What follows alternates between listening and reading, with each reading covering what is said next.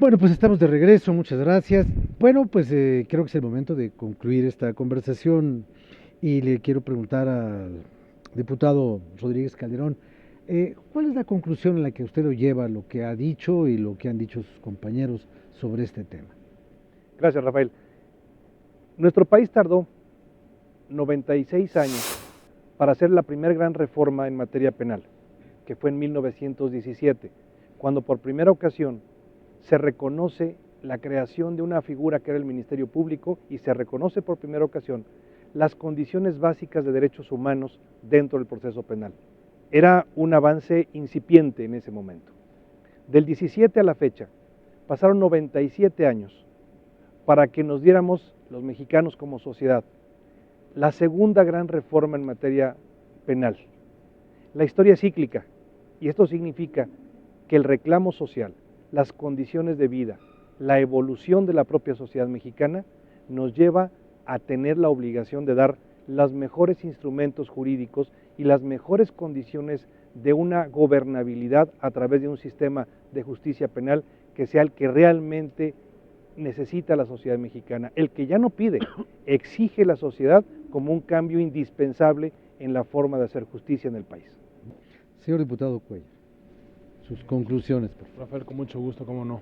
Hablamos ya de las ventajas que va a arrojar el nuevo proceso penal en función de su oralidad, por la agilidad que va a tener el proceso, por esta inmediatez que va a existir en la relación entre el juez y las partes, por la transparencia y el control que va a haber por parte del juez, que va a revisar el respeto de los derechos humanos durante la detención, pero al final del día podremos plantearnos una problemática adicional que existe en materia penal, que al final del día es la que está traduciéndose en esta impunidad, que es la corrupción. ¿Cómo podríamos resolver este problema de justicia penal en materia de corrupción, que al final, desde luego incide negativamente en el funcionamiento del sistema en su integridad?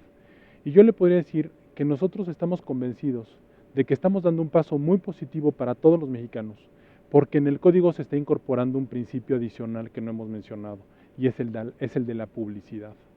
No hay valoración más grave ni más fuerte que pueda hacerse en contra de cualquier servidor público que la que hace la sociedad a través de todas estas políticas de transparencia que hemos venido impulsando en otras materias.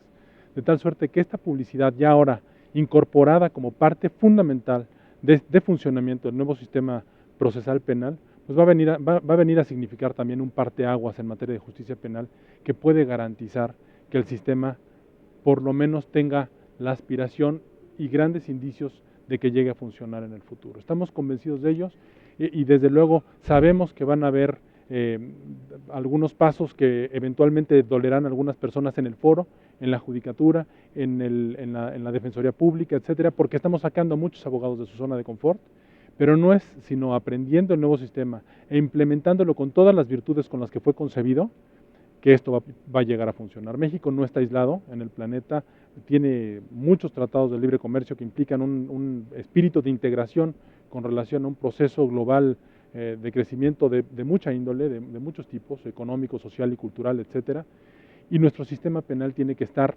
caminando en el mismo sentido en que están caminando en otras latitudes. No estamos aislados, tenemos que ofrecerle a cualquier persona de cualquier lugar del mundo y a los mexicanos en primer lugar, instrumentos que le den certidumbre jurídica y el conocimiento cierto de que el derecho en México se aplica y se cumple. Muchas gracias. Diputado Mejía, con su intervención terminamos este programa. Muy bien, Rafael, pues muchas gracias por la invitación. Nosotros no podemos descontextualizar esta reforma, este nuevo Código Nacional de Procedimientos Penales, de un conjunto de reformas que se han venido llevando a cabo en esta legislatura.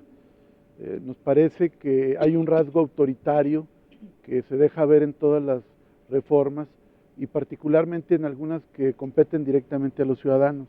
Nos referimos, por ejemplo, al terrorismo fiscal que se llevó a cabo a través del nuevo Código Fiscal de la Federación. Nos preocupa la reforma al Código de Comercio que establece la cárcel a deudores. Nos preocupa el dictamen que ya está por pasarse al Pleno para regular la protesta social a través de la ley que regula las marchas en la Ciudad de México. Entonces nosotros no podemos quitar el acento en el tema de los derechos humanos. Y este código tiene fallas graves en materia de derechos humanos, el tema de la geolocalización, el tema de que pueden intervenir en un domicilio sin que medie orden judicial, el tema de que la presunción de inocencia no queda firme, sino queda firme con una mera sentencia, no hasta que esta cause ejecutoria. Nos parece que en el lado de la investigación policíaca queda muy suelto. Y aquí iría al artículo primero constitucional que se refirieron anteriormente. Si bien establece el principio pro persona y la supremacía de los derechos humanos con relación a los tratados internacionales y la Constitución, es decir, que habrá la interpretación más favorable a los derechos humanos, la Suprema Corte de Justicia de la Nación, al resolver una contradicción de tesis, estableció que prevalece la Constitución. Y esto nos parece grave porque nos parece que es un retroceso. Los derechos humanos no tienen frontera, los derechos humanos son universales. Y nos parece que este código, además de aspectos positivos, introduce graves peligros a los derechos humanos.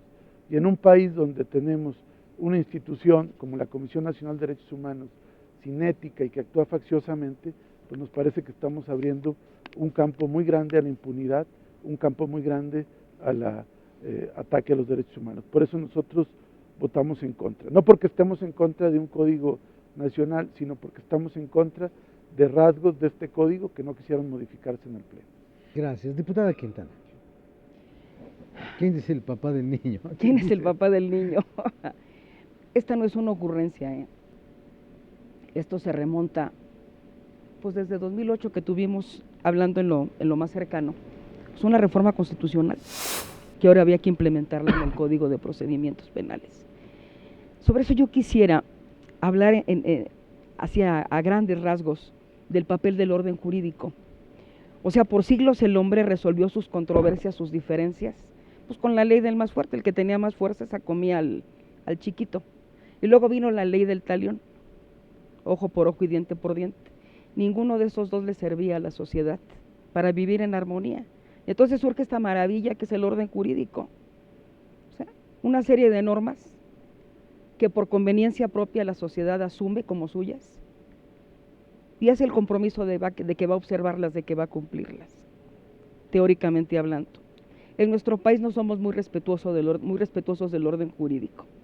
Como que todavía no nos cae el 20, para decirlo en términos coloquiales, de los grandes beneficios que tiene observar las leyes, porque van en beneficio propio, se genera un ambiente distinto de armonía, de seguridad, de tranquilidad. ¿Por qué le digo todo esto? Porque al final del día, el nacimiento de este Código Nacional de Procedimientos Penales, único para todo el país, ese es su objetivo, precisamente, armonizar un ámbito tan sensible como es el de la impartición de justicia. Hacerlo más fácil, abrir el camino para que las normas con las que se va a juzgar, con las que se va a integrar un proceso para llevar a alguien a la inocencia o a la responsabilidad, sea el piso parejo. De eso se trata. De eso se trata, y estoy segura que esto va a curar muchas heridas. No va a ser fácil, no se va a dar de la noche a la mañana. Y yo vuelvo a Colombia. Ellos lo implementaron en 2005. Son un pueblo muy sufrido que ha pasado por innumerables tragedias. Entonces yo creo que si ellos lo pudieron hacer y va caminando en positivo, y van a tener, como nos lo comentaba el doctor Granados, van a tener que hacerse reformas. El paso ya se dio. Y esto es lo importante que tenemos que resaltar de esto. El paso ya se dio. El código ya nació. El código ya está aquí, con la venia y sin la venia, porque va a tener carácter obligatorio. Esperemos entonces que seamos capaces, los mexicanos, de darle el mérito que tiene al código y de que litigantes, jueces, académicos y sobre todo la sociedad lo asuma como algo necesario que le va a traer a México bienestar. Yo soy optimista, don Rafael. Ya usted escuchó cuáles son los puntos de vista de este grupo de legisladores, usted formará su propio criterio. Muchas gracias por su compañía.